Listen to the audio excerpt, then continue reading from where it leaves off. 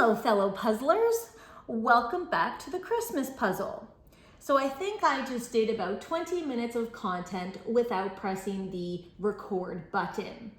So, thankfully, I feel like such a fool. It is so interesting to me how some people can create movies and whatnot and content and make it look so effortlessly. And here I feel like such an idiot. So, to verbalize how I feel, my insecurities are raging and telling me that just not that I'm an idiot, because it was a mistake. And that's where the growth comes.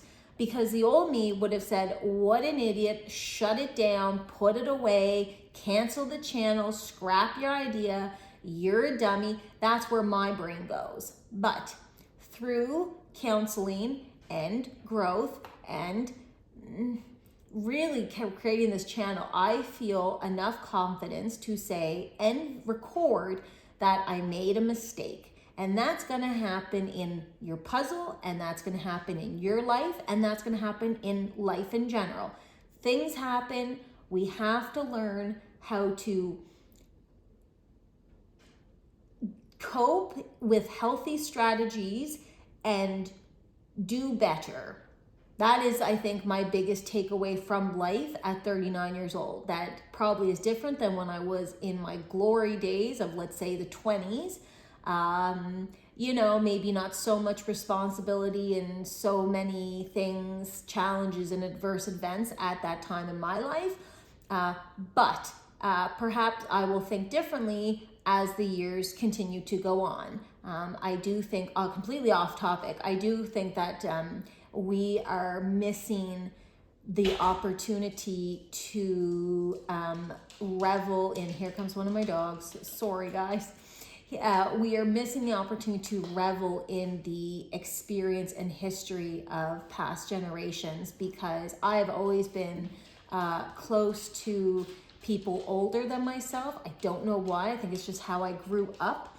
But that being said, also being a history major, I enjoy hearing things and where were you on that day? And without getting into it, there are things that have happened in my 39 years, certain events, 2 or 3 or 4 of them, that I will always remember where I was that day, what I was doing, and just the historical significance of things. And that's not necessarily always bad things. Some things were amazing, but I don't want people to miss the goal or overall message of the puzzle or this channel, or you understand what I'm saying, with something that I may have said and running wild with that. So I have to be very careful, because I don't want people to get hooked on the wrong point or the wrong message. So the biggest takeaway from my little speech, if you will, but again, unscripted, unedited, so this is from the heart, I just made a mistake and had the camera was not recording. So I would like to talk about a specific element of this puzzle for a moment. Hopefully I have learned from my poor camera angles on the last one and will be better able to show you what I mean. So the interesting thing about Cobble Hill is they always make really unique pieces. And some pieces are the traditional and blah, blah, but it's really interesting the way they cut the picture up and how, it's just so interesting. So being an avid puzzler for years, to me, and I won't get into it, but if you've turned into my other videos, you understand. I think both color stories are the same. I think both prints stories are the same. The shapes are even quite similar. To me, at first glance, these look as if they should fit right into each other, but alas, we see they do not. So, my point being is I know that these pieces belong, because watch what happens when you just turn this piece a little bit. Oh, see how it connects? and becomes part of the group. Doesn't have to touch, and that's a weird thing to say. Sorry, I hope that doesn't get remixed into something weird. We are literally talking about puzzles. These pieces don't have to click into each other, but because of the similar shape, can you see that? Because of the similar shape and color and story, I know that goes, but let me show you why you need to enjoy the little wins. Because you do your puzzle however you do it. Oh, I wish these pieces would stick together. They are not. Oh, darn. Now, on the last video that I thought was recording but wasn't, these pieces stuck together beautifully. So, where are we at here? With one piece, this new top piece, we can see that, yes, I was correct. These pieces form a family, come together. So isn't that so rewarding? I just wanted to show that because it's just, if you understand that if you are going to do a Cobble Hill puzzle, then that puzzle is going to have very different shapes. And not only that, but it is also going to have, oh neat, I see where that goes. Different shape, but it is also going to have challenges. And again, do not up and down, up and down. So see this piece? See how it is just such a different shape. Like, where does that go? But by connecting all of the other pieces, I now see, and hopefully this will translate on camera, boop, and see where that goes. Almost done one side of the board. Moving quite along, just doing a time check. I do have to go sooner than later, but I have quite enjoyed my thought process and discussion for the day. So thank you for inadvertently giving me everything that I need at the moment, because what a nice feeling it is to feel as though I have shared something important to me that maybe someone else can see the importance of. So, probably I'll wrap up by discussing an important point that I think a lot of us forget. And it always stood out to me in my mind. So I grew up on watching Oprah. Oprah was on at 4 o'clock and after school, and I just loved her. I don't know if I viewed her almost as if a companion, but she was, it seems so silly unless you think about it.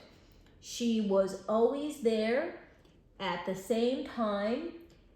So in a sense, she became quite reliable for me. And that was very nice. So I developed very strong feelings for Oprah. And to me, Oprah can do no wrong. Now, you may disagree, but hang on, because you're missing the message. You're getting caught up in the little insignificant details, because it shouldn't matter to you what I feel about Oprah. Just hypothetically, I don't see why you wouldn't like her, but everybody has their own opinions and everybody surprises me all the time. I don't know, maybe not. And one thing that Oprah said that I'm going to pause, because I thought of this years, I thought about this point for years and years and years. And Oprah said that she has interviewed many, many, many people from such amazing musicians, just as an example, top of my head, like Beyonce. I mean, wow, what a talent. What can I say that will be enough to express my respect for her level of artistry? And that is just one particular off the top of my head artist. Now, I do like to give credit where credit is due. So sometimes I will stop and acknowledge things. If you don't like it, maybe this isn't the channel for you. I just think too many people have gone unnoticed, and not saying Oprah, because she does have an amazing platform that is definitely recognized. But anyway, let's move on because I'm getting lost in little details. So Oprah has had on people like Beyonce, and who one would think is extremely confident. And Oprah has had on sitting presidents and past presidents. And my point being, one time in one of her master classes, which was a show that I believe she launched once the Oprah show was done, and she looked at the camera and she said, just kind of like I'm saying, I'm paraphrasing, pardon me for taking some liberties here, but basically she said, you know, it doesn't matter who I interview, from sitting presidents to famous, successful musicians, to movie stars, to heroes, to, you know, people that do difficult things all the time. And she said, when the commercial comes on, they always look at her, you know, because they're sitting closely, it is a talk show. They always look at her and say, like, is that good? Is that what you wanted? And she said, oh, God, I don't know why this is hard. People want to be seen. And people want to be heard. And I probably am butchering exactly what she said, and you're missing the message. It's just, oh. I think it's sad when someone feels like they're not seen or not heard.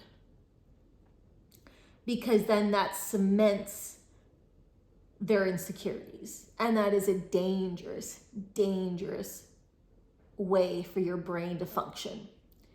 So perhaps if you know someone who is struggling, perhaps you could just take a moment and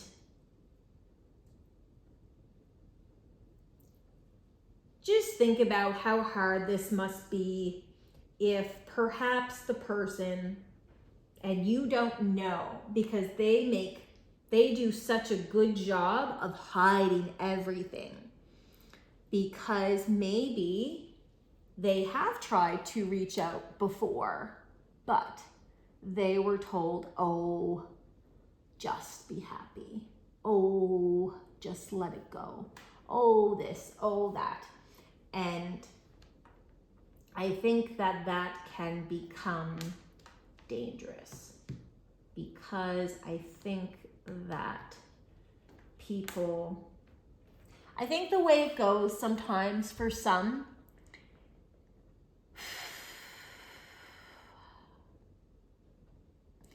I think it goes, you start a job,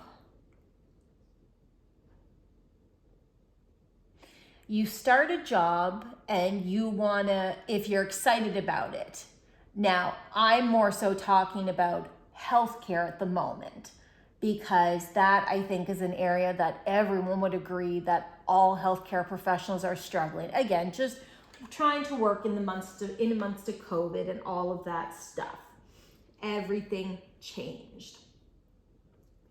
So I think that healthcare people, you start the career and you want to do everything. You want to do this and do this and do this and do this and do this, because you have just graduated from school, where you were probably learning all about those topics and learning what to do when those things happen. And because you're just learning about it, you want to practice it, and you want to do this, and you want to do this and do that. And just like in school, I did really well in school. So naturally, when I'm doing the same thing on a dummy, well, that should transfer over to real life. And you learn as time goes on that that's not necessarily always the case. But I think it goes even further. And so you begin your career and you want to do all these calls, want to do all this, and then I think that you work the job for a few years and you know everything. I know. Blah, blah. And then I think another 1 to 2 to 3 years, I don't know where you're at, go by, and you quickly learn what you don't know. And there, I think, is a turning point or a new chapter, because perhaps you become more humble, perhaps you do more research, you become more self-aware, all of that good stuff. But some people, I think, then go into burnout. I did healthcare for 10 years. I went through burnout not once, not twice, not thrice, many times, at different levels though. And because it's so interesting, day one, I want to do this, I want to do this, I want to do this, I want to do this, and then, I know how to do this, and then you learn what you don't know. Now, maybe it's because, someone else showed you, you got it, you made a mistake, like who knows? But then I think burnout comes, and I think we have to be very careful of that time, because perhaps you then become really angry and negative, and misery loves company. So for other people who are at maybe that same level or step or whatever you want to call it, then you're negative and they're negative, and oh my geez, and things just spiral and spiral. But like, you feel better because they get it. They know how annoying so-and-so is at work. They know how annoying such and such policy is. They know how blah, blah, blah, blah, blah. But from burnout then comes negativity, usually. And then I think there becomes a very dangerous chapter where perhaps the person is trying to reach out, but maybe doesn't know how. And so, unfortunately, people close to them will listen to the negative thoughts and comments and, all of that stuff and try to help. But if you're not trained, I just don't know how you can help true mental anguish. Because as a healthcare professional, I always referred to someone more specialized than what I could offer, because these are serious topics. Now, perhaps you have been talking to a friend or a loved one for a few weeks now, and the conversation just can't get positive. And that's probably because you may be burnt out. So the problem then becomes, to me, if you don't seek counseling, then maybe some friends or family will say, well, can't you just this and just that? And so then to my brain, inadvertently, it says, okay, the audience, is done listening. And, just be quiet. And I think that is a dangerous side of PTSD, anxiety, depression. Those are the only topics I know about mental health in detail that I can speak of. But then they become quiet and they don't complain anymore. And I think that some people see that as, they're all better, when actually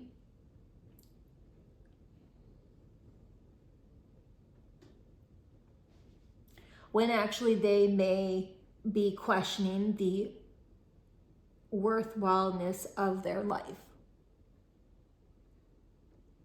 So That's a hard topic, but I thought it was important to discuss that because perhaps you know someone who is struggling, and the holidays are hard for anyone, let alone people in mental anguish who don't have the proper help. So, that was a big topic. Oh my goodness. It's just something I've always thought and something I wanted to portray to my viewers, because these are things that are hard to talk about, and they should not be that hard to talk about. These are topics that deserve more attention than they get, because I think too many times we say, oh, I never thought. As an example, if someone does commit suicide, sometimes the survivors will say, oh, I never thought so-and-so would do that. My question to you is, were you listening? Were you paying attention? Because, and I'm sure this is not what she meant, so I am taking creative liberty, but like Oprah said, people want to be seen. People want to be heard. So if you perhaps inadvertently brush them off, or they perceive you as brushing them off, then without the proper help, I just don't see what alternative, because that person must feel so lonely. So anyway, that's a big chit chat. So let's see, maybe if we can have a kitty cat break. She probably won't come. I have an orange cat who no, don't hit the tripod. Come here. Let's see if I can get her. Pretty. No, she's gonna run. That's okay. At one point, I say to her, don't hit the stand, and guess what I do? Oh my, what fun. At one point in time in one of my cat's life, the cat I was trying to get for you, she actually had a stroke, and that was super sad and very hard to deal with, because as a healthcare professional, I believe that some signs, because I can't ask about her symptoms, but some signs translate from human into animal. And what I mean by that is her walk was different, the way she held her head was different. It definitely appeared as if she was having some type of neuro deficit. So that can be very hard when you cannot communicate with them. And I understand sometimes strokes will inundate the way you speak. I have dealt with strokes being in healthcare, of course. But interestingly enough, she is apparently, well, to me, she is now fine, because she walks normally or upright the way she should. She acts the way she should.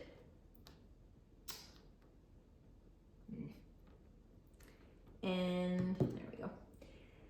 And yes, so yeah, it was really interesting. I've never seen a cat have a stroke.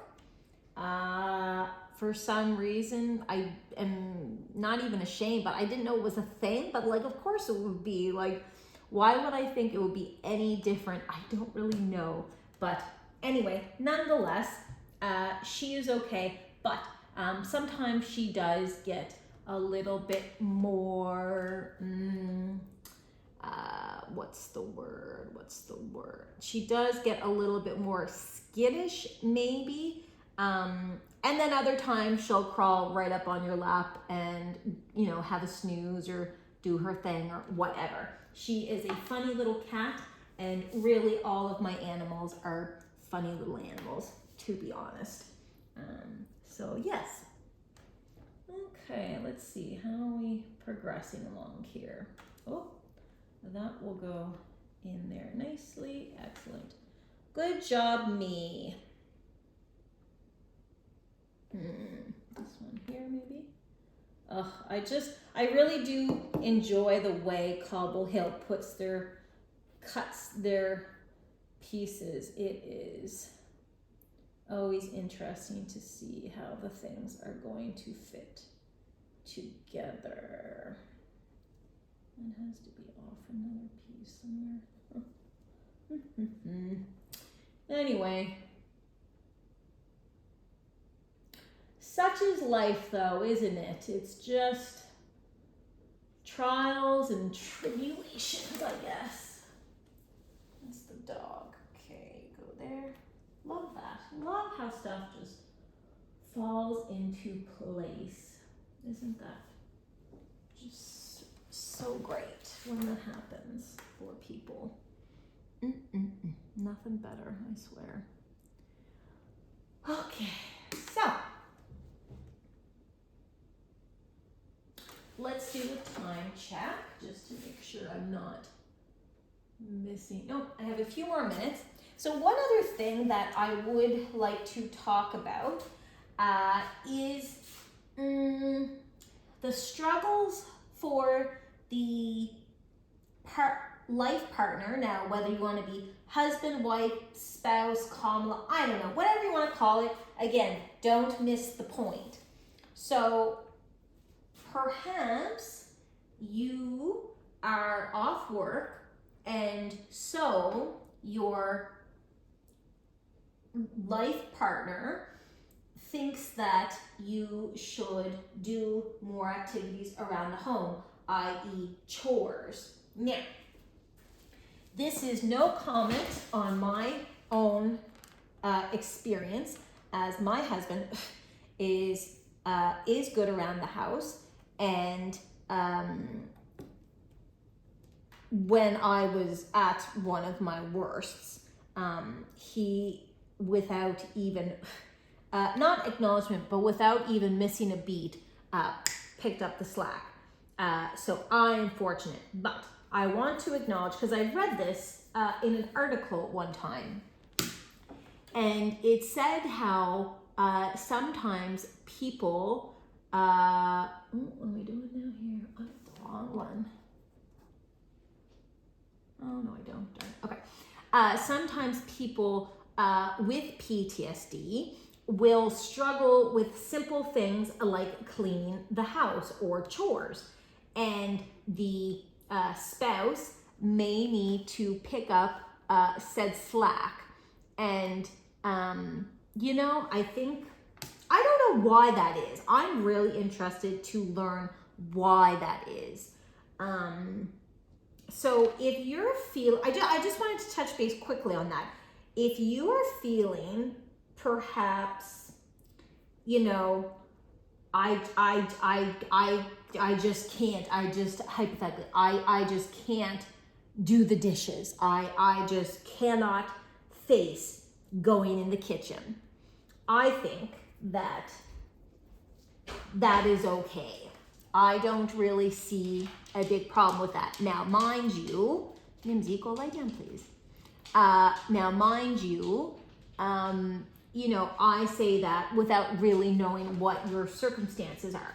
But, so please don't take too much creative liberty with what I'm saying, because everything, you know, everything needs to I just fear that people will view me as a alternative to, you know, professional help, which is not the goal of this. I'd love to see everyone get the help they need. And maybe I can just be the, I don't know, is the word catalyst, like the push for change. But all right, that's pretty much finished right there. But that being said, you know, don't beat yourself up if you can't mop the floors right now. Don't beat yourself up if, you know, dinner is a little bit burnt or this or that. If you are feeling as low as, oh, this is going to be good. If you are feeling as low as I have felt at some points, then how could you ever be expected to take on additional responsibility when you feel just so low? It's not possible. And I think it's almost an unfair ask. You know, sometimes you have to do things you don't want to do, but if I just don't think that, like, you know, dusting should cause you to have such turmoil, because then it's almost like a setback as far as I'm concerned. Now, maybe you disagree, and that's fine. This is just my opinion. But that being said, you know, sometimes the spouse, sorry, I said spouse, that was a slip. Sometimes the life companion will need to step up. So I just want you to know that this is a normal thing. I read it in an article and I was like, oh, okay. Because not only was I struggling to get some things done around the house, but then watching I'm married with a husband, so watching my husband then do those chores in addition to, you know, working all day, that was really hard. Feelings of guilt, feeling like I couldn't do what that activity was, but then feeling guilty. It's such a double-edged sword. So just taking the time to acknowledge that maybe someone, doesn't have their Christmas tree done yet, or maybe someone doesn't have the shopping done yet, or someone didn't get the dusting done, or what have you. I don't know, but you know what? Let's cut ourselves a bit of a break maybe, and just, you know, just focus on what matters, and that is self-peace. Hard to do, but yeah, I don't know. I love a good party, and I love, you know, making effort for someone and all that good stuff. But at the same time, you should not be feeling so miserable for such a, you know, a task. Like, it just, I don't know. Anyway, so hopefully if you feel like that, and you still have, there's stuff that has to get done, and just, there's no other way, it's never going to get done if you don't do it. And I get it, it's life, but maybe you can, I don't know, then come to this channel and just kind of relax out, self-soothe, whatever. I don't know, I'm just trying to figure it out with you, right along with you. So let's do a big, oh nuts, I thought that was gonna go. That's so embarrassing. Okay, that's okay, we'll figure it out. I know that goes somewhere. I just have to figure out where. Oh gosh, that looks like it went.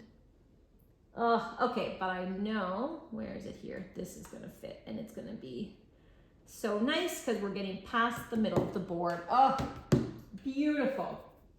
All right, guys, I think I'm gonna stop for a while, take a bit of a break. I've filmed quite a bit of content today, and the advice was not to film too much. I completely understand that, as I have to now upload things.